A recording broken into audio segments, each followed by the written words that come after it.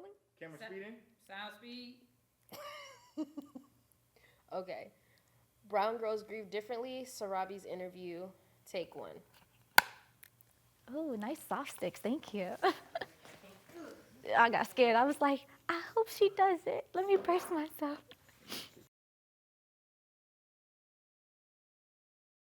Hi. Hello. How you I'm doing? doing okay. How are you? Hanging in there. For sure. How was your day today? Oh, girl, stressful. I'm like 2 weeks out from shooting my thesis film. Stressful. I feel you. And I know you in the process too, so you know. Oh, that's why we're making this documentary about grief, girl. Mm-hmm. You know, it's been a process. So, well, how about you introduce yourself, first name, last name, and what you do? Okay. My name is Sarabi Woods. I'm a SCAD graduate student getting my MFA in film and television. Absolutely. Okay. Well, I want to go through a series of questions. This is just a conversation, like we're having a conversation like we're friends. Well, Okay. We are friends. You know, we have like one of those, powwows. Yeah. Have, like, With the camera. with boom mic and all that stuff. So, how was your day today? As I was mentioning, it was just a lot of meetings, just everything, trying to pull it all together for this thesis film. But they were all really good, productive meetings. It's just a lot of little things to get done. So. Yeah, I understand. So, originally you're from Illinois, right? Mm-hmm. Okay. So, how has that transition been coming from Chicago, Illinois to Atlanta, Georgia? Okay. I always try to clarify for people, out here I'll tell people I'm from Chicago, but technically back at home I'm from the Chicagoland area, just to be, not to step on people's toes, but I'm from the south suburbs of Chicago. The transition was a lot. So the way things lined up, I started SCAD fall of 2020, but we were virtual because of the pandemic. And then around, the fall 2021 is when everything started to move back to being in person. And they kind of had a couple of classes that were still hybrid, but I was still back at home. I had my job. I was working in education as a substitute teacher. So I kind of had things still situated there. I couldn't exactly leave in the middle of the school year and just kind of move out here. The finances weren't lining up well, and I still had my job. I didn't want to leave them. I didn't want to leave the kids. When I finally made the choice to leave, actually leave SCAD, that was kind of a lot. I kind of felt belittled by a professor for being a virtual student. I'm not sure if they were under the impression that I was in Atlanta and I just wasn't coming into class, or what was going on with that. But that was a really bad experience for me. So I just kind of completely left SCAD after fall 2021, and I didn't turn around and actually re-enroll until fall of 2022. So just kind of saved up all my money, continued working at the school, saved up a majority of my paychecks, and then just everything I had in my savings, I moved out here, drained my savings, drained my, maxed out my credit card, but everything to pursue this dream, this passion, this goal. Just to be here, and it was kind of a lengthy process. I had to reapply to come back to SCAD because I've been gone for so long, but I'm back. Everything's lining up the way it's supposed to be. So. Absolutely. So, would you say that, especially as a Black woman, and coming down here, you said that it was really rough. It was a rough transition. Mm-hmm. Do you think that there was some grief or loss in that transition? Oh, absolutely. It was hard moving away from home. Even in my undergrad years, I was only an hour away from home, so this is the first time I'm completely living out of state for an extended period of time. I've been out of state for a few months, a few weeks here or there for just different programs and whatnot, but to actually completely relocate, new state, new city. I don't have any family out here. I didn't really know too many people, a couple people from my program, but it was really nerve-wracking to come out here. I'm thankful for my significant other, my boyfriend. His lease was ending at the time, and he was like, yeah, I need to find a place to stay too. I was like, hey, this is kind of crazy, but would you like to move here with me? This is my first apartment, I don't know much about having a lease, all this other jazz. It's a pretty expensive apartment too. It's like, yeah, let's do this thing together. We'll split the costs, and boom, we just been working at it together. He has some family here, which has been kind of reassuring, and then just being a part of the program, connecting with other students, other filmmakers, specifically like Black filmmakers, like that's been really important. I feel like I have, my chosen family out here. I still miss my family every day. Just last night, I was on the phone with my mom for like 2 hours because I just miss her so much. But it was heavy. It was a really heavy transition. Absolutely. Well, navigating, sometimes as Black women, we're not, there's, stigma around that. There's a lot of stereotypes on how we deal with grief. So, as a Black woman, how did you cope with that during your time of transition? Oh, how did I cope with it? It was difficult because I would still have to present in class a certain way. It's like I have, mostly male professors or mostly white professors. So it's like, everybody has something going on in their lives, but this is the industry we're in. It's demanding. It's always asking something of us. And it's like, I can't be like, oh, I don't feel like submitting this assignment, or I can't do this assignment on time because my family isn't here, or I miss my family, or I'm homesick, or whatever. I can't do that. I have to literally shut it off, turn it off. And it's like, then the moment I leave out of class, it's like sometimes I would find myself just getting really emotionally worked up. Just from being homesick, or just like having such a heavy transition. I literally, oh my gosh, in fall of 2022, I moved into my apartment, I believe that Saturday, and I turned around and started class either that Monday or that Tuesday. I still have stuff in boxes. I still have things in bags. Like, I can't say, oh, I'm not going to go to class my first day because my life isn't settled. So it's difficult having to turn it off, shut down whatever is going on in your personal life, in the back of your head. You got to turn it off so that way you can still present yourself as, for me, as this business professional, I am capable of doing whatever. And the specific role I want to have in the industry, I want to be a camera operator.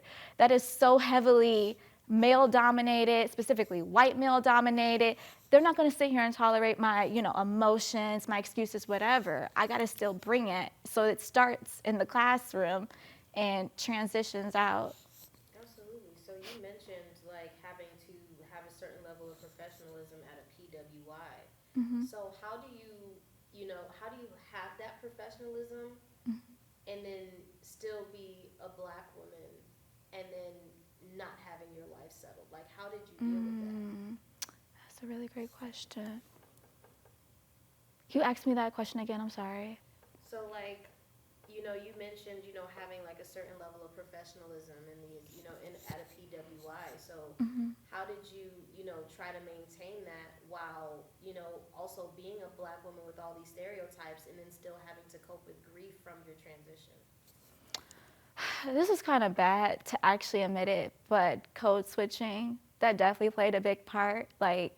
I can turn it on and I could be this business professional Black woman that you want and need me to be. And then I could turn it off when I'm around other people of color, other people, Black community members, I could turn it off in those moments. It's like, all right, we're all kind of going through the same thing because we all know exactly what it's like, and we all know how hard it is to get into these dominant white spaces, so really just having to turn it off. And then, to a certain extent too, even turning it off in front of the Black community, I couldn't really let it out until I got home, or in the car, with my mom on the phone, I'm crying. At home, I'm with my boyfriend crying. It's just or I'll say, you know what, I am so stressed out. I need to book the cheapest flight, whatever, to go home for the weekend because I just can't deal with the demands and pressure. And sometimes I just do that. I just get back home and I'm with the people who know me the best. So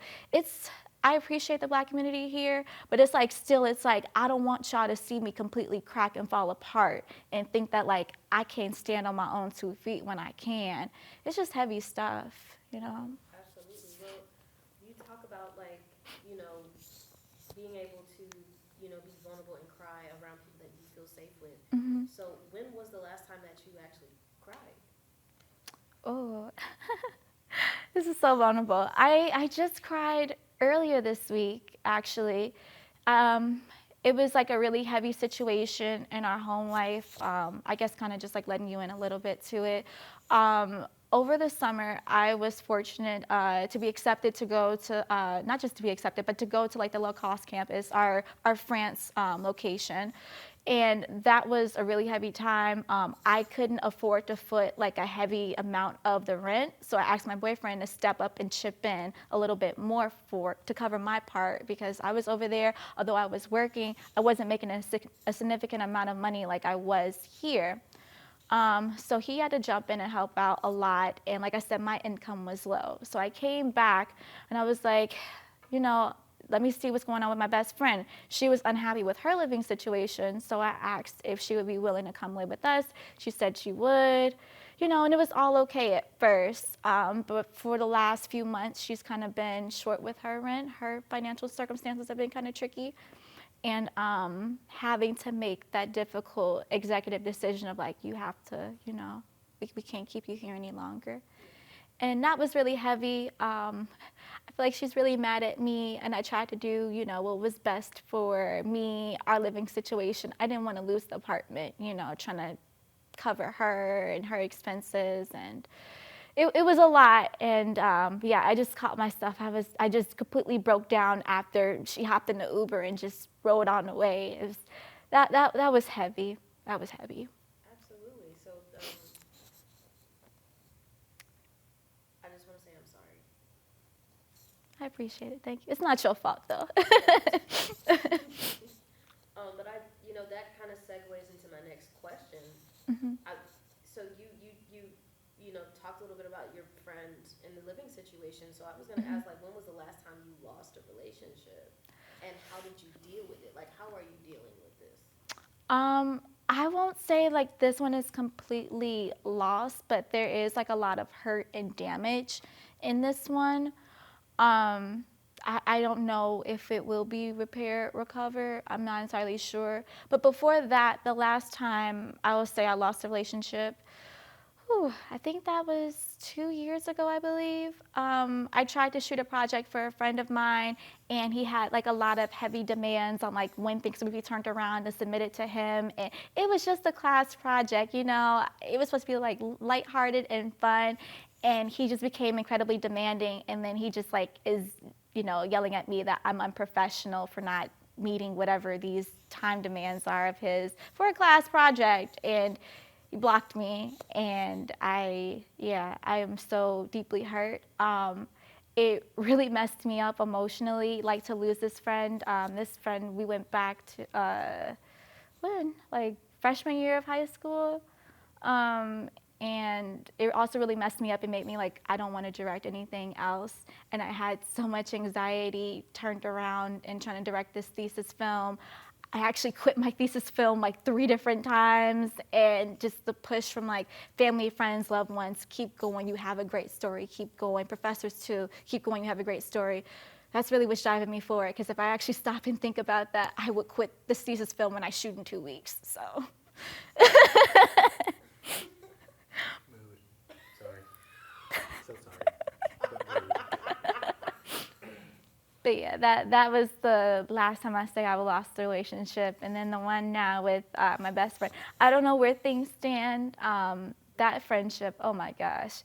That friendship was like 17 years old. We go back to middle school with each other, and then just have someone kind of bad mouthing you on the phone and claim that you're kicking them out when it's like, you know, you done bent over backwards. Like, this is like my sister. You know, we were like this. This was like my sister. Like, her and her daughter moved there. I was trying to help her, help take care of her daughter. Like, I was stepping up like a second parent. Like, this is my kid, you know. So it was heavy. It was hurtful. But you just gotta, you know, you got to turn it off. Like, in a professional space, I got to turn it off, because these people working on my thesis film, you know, they got to make their money. The film has to get made. They not going to be sitting up here worried about, oh, Sarabi just might have lost her best friend the other day.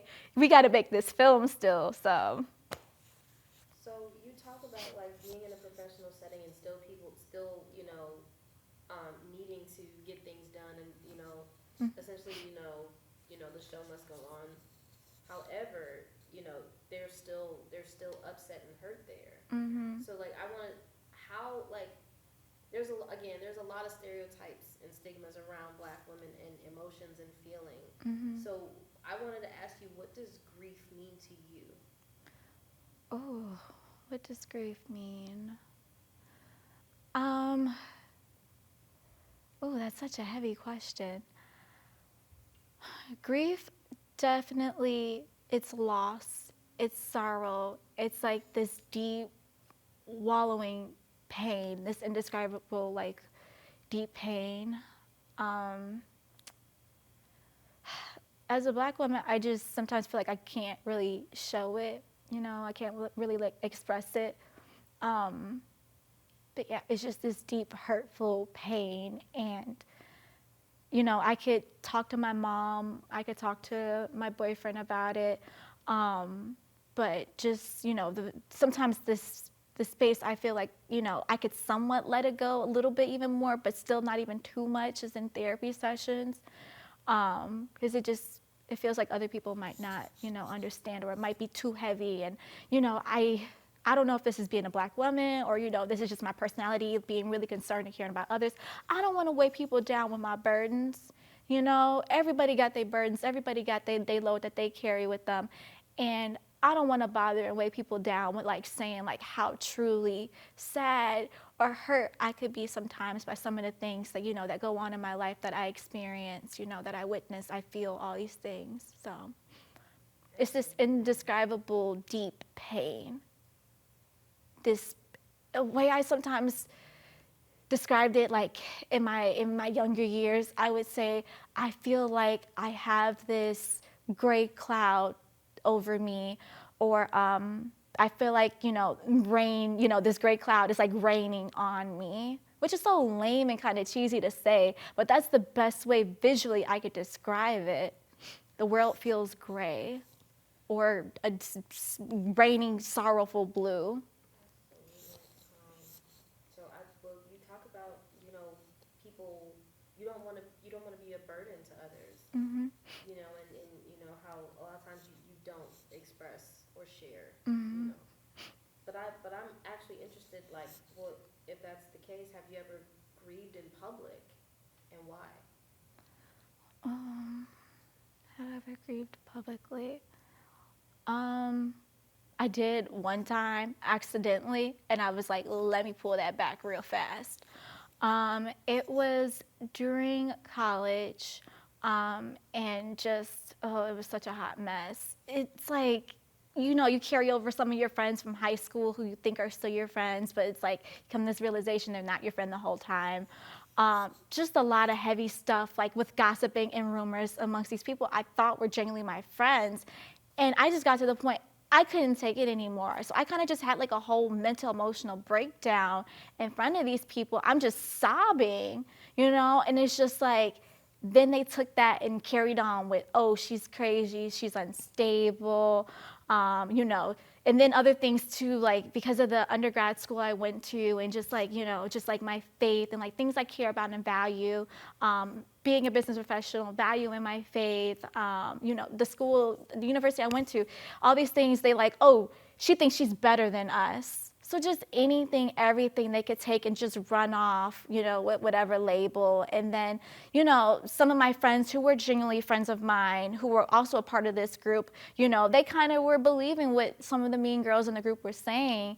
And then just years down the line of like, oh, you're actually not that bad person that they were trying to paint you out to be. I'm like, no. But if people talk about you behind your back and whisper about you in front of your face, you're going to get to the snapping point.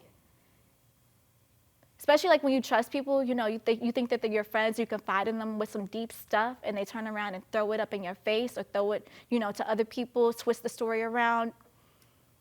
You reach a snapping point. So that's what happened. And I learned my lesson. I said, you know what? No one will ever catch me in public, completely breaking down like this ever again. Absolutely. Well, like, and this goes into the next question, you say that, like, because of that, like, people that you trust, because in some form, that is a betrayal, and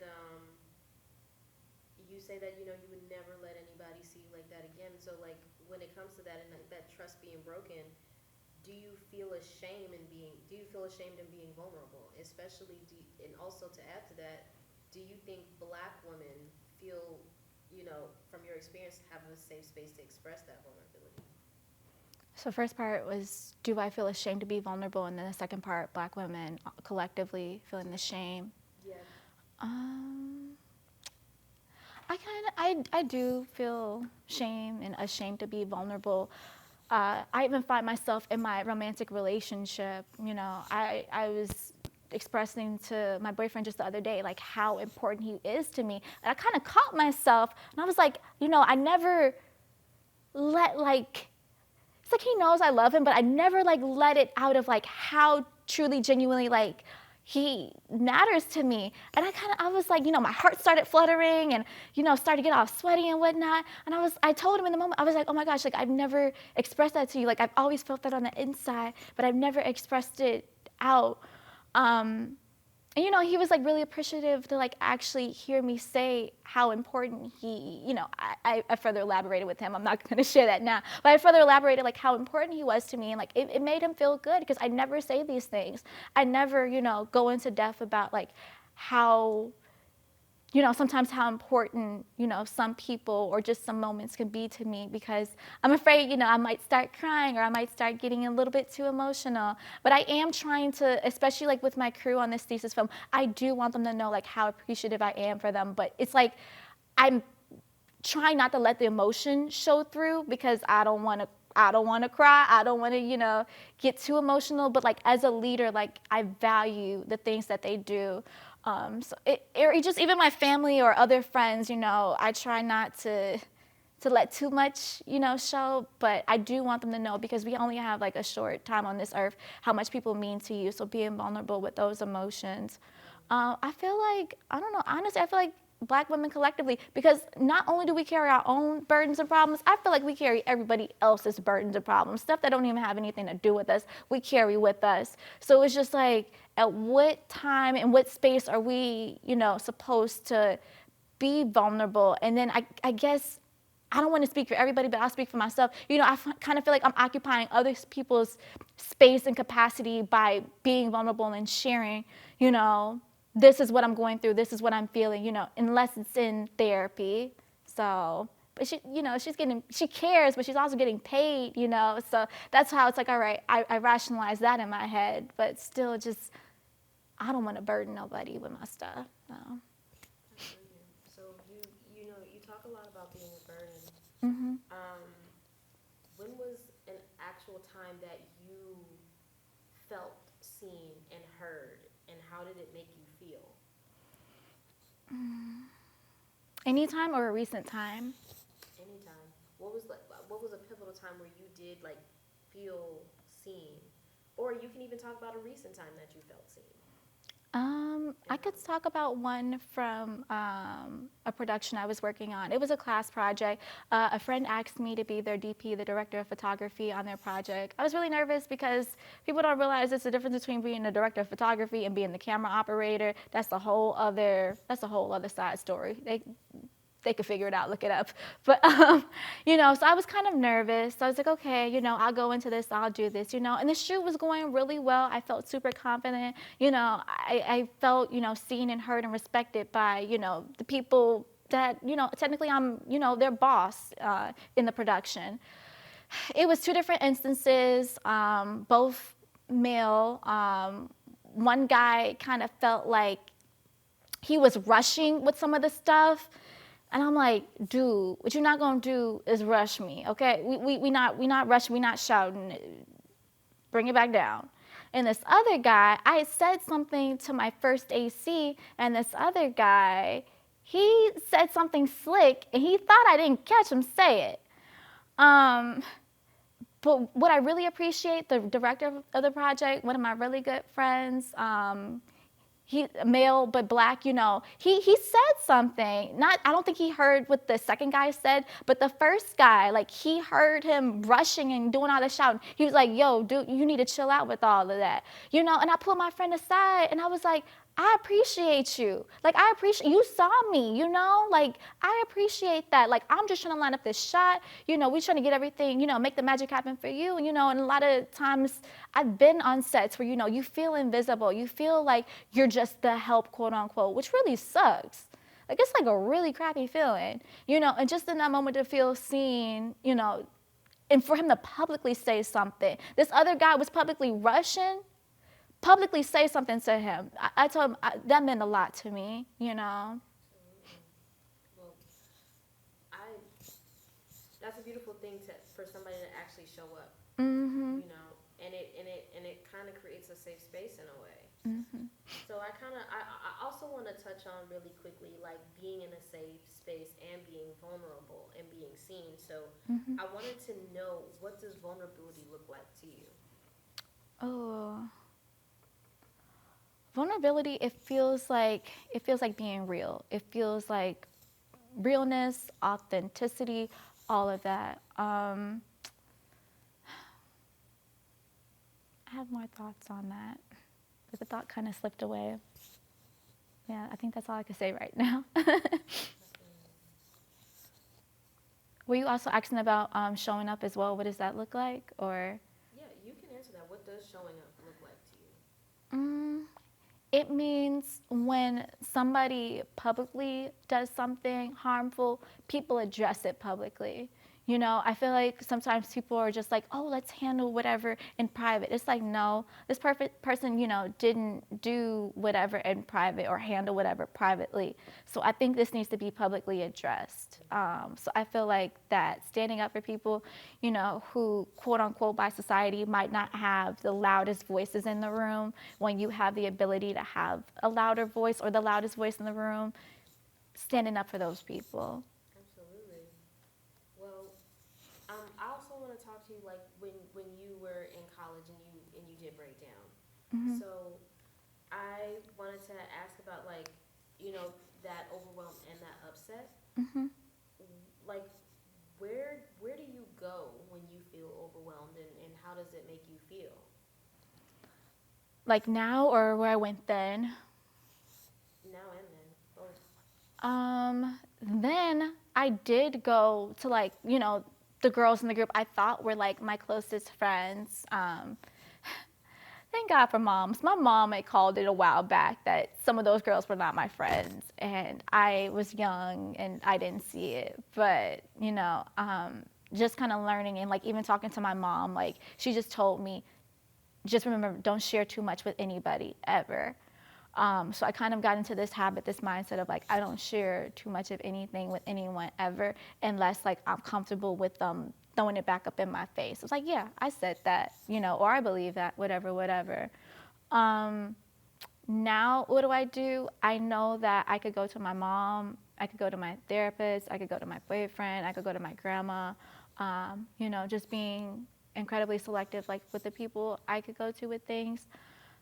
Yeah. A couple close friends here or there, a couple of friends here and there. Like I feel comfortable sharing certain things. Like if they're also kind of going through the same thing or similar things, like I feel comfortable sharing. But yeah, just I'm really mindful on like how much I share and who I share it with. Okay, for sure.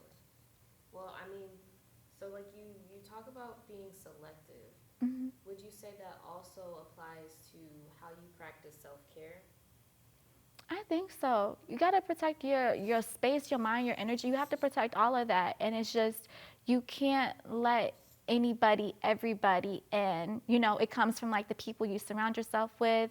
It comes from the media that you consume as well. Like I try not to, you know, stay on social media for too long, because you get into like a whole toxic mindset of like, these people have this nice luxurious life. I wish I had that life. These people do not have that life. These people are posted up with backgrounds and green screen backgrounds, all these other things, you know, or they got their computer monitor making it seem like these people are not living these lifestyles, you know. So just protecting yourself, being selective in what you consume media wise, but then also to you know, just selective of like, who do I trust? Family, friends, like who do I trust out of these people to actually offer me good advice, to not turn around and gossip about me, or, you know, talk about me behind my back? Like who can I genuinely trust? So that's super important.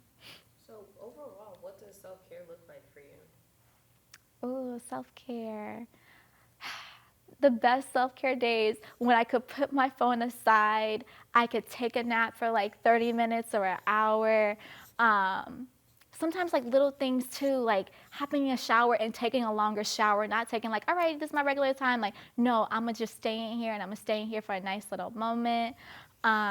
Watching good shows, just like, all right, I'm gonna watch an episode or two, one of my favorites, and then I get back to doing what I need to do, but I'm focused on me. Getting my hair done, especially getting my nails done. I love getting my nails done. Going to get some food, get some of your favorite foods, like just like those little things. It's like, all right, I could breathe, I could make it through another day. So those are my things.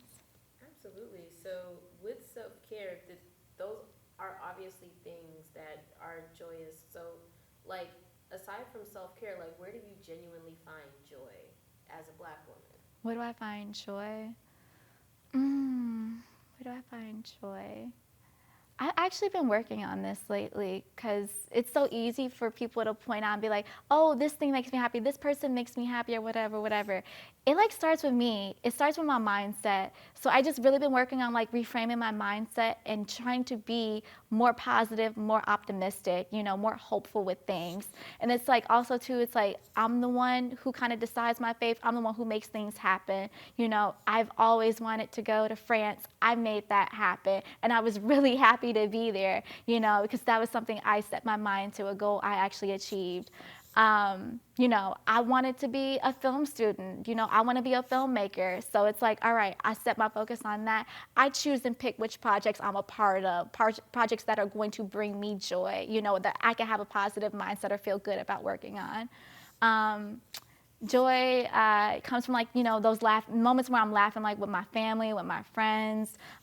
Joy also comes from like my dog, my boyfriend's dog. Like they're just so innocent and so sweet, and they make me feel good. Where else does the joy come from? Kind of lame to say, but like good weather, like outdoors, greenery, sunny skies, nice cool breeze, just like the little things. That's kind of where I'm finding my joy. It's like, all right, things may be bad or things may be hard, but I still have these good things in my life. Like everything, all hope isn't lost. Tomorrow could be better. Absolutely. So overall, what does joy really mean to you? So I would say it's the opposite of that grief, that deep sorrow. I feel like it's some of like the highest of highs. Like it's this elevating moment. It feels like I'm on the mountaintop, and it's just like this is beautiful setting like around me, beneath me, like the sky, the sun, the clouds, like everything is at peace. Like there is this stillness. Things feel good. Things feel okay. Like there is, good. There is hope. I'm trying to see. I don't know. I feel like that's kind of cheesy to say, but it just kind of feel like the sun like beaming down on you, and it's not even like in a. How would I explain it? It's not even in like a, I'm this chosen one or whatever, but it's just like, all right, for a moment, everything is okay, everything is good. I'm thankful that everything is like lining up the way that it's supposed to be. Absolutely. So, one last question. Um, what advice would you give to the, Black girl that looks just like you, who's struggling and grieving and trying to cope? What advice would you give to her? I would say to her, don't give up. Like, it is so easy to want to give up. I've had numerous days where it's like, I could just give up. I could quit school. I could just move back home. I could just, or even, before being out here, it's just like, I could just quit, undergrad. High school sucks. I could just transition to a different school, whatever, or transfer to another school. But just don't give up. Like, yes, times are hard. every day is not going to be a great day, but everything, I like to believe that nothing is too bad for too long. Like something has to get better, something has to give. And if things around you aren't getting better, aren't giving, see what you can do. What active choice can you make in your life to make things better? And I feel like a lot of times what I've been in, like my deep sadness and sorrow, and at the point of wanting to give up, I made a choice. I said, I'm going to do something differently. If the people, the things around me won't do better, won't do differently, what can I do? Because I'm only in control of me. Absolutely. Well, just for one last time, you can introduce yourself, your first and last name, and what you do. Okay. My name is Sarabi Woods. I'm a student at SCAD, a graduate student at SCAD. I'm working on getting my MFA in film and television. Absolutely. Thank you so much. Yeah, thank you.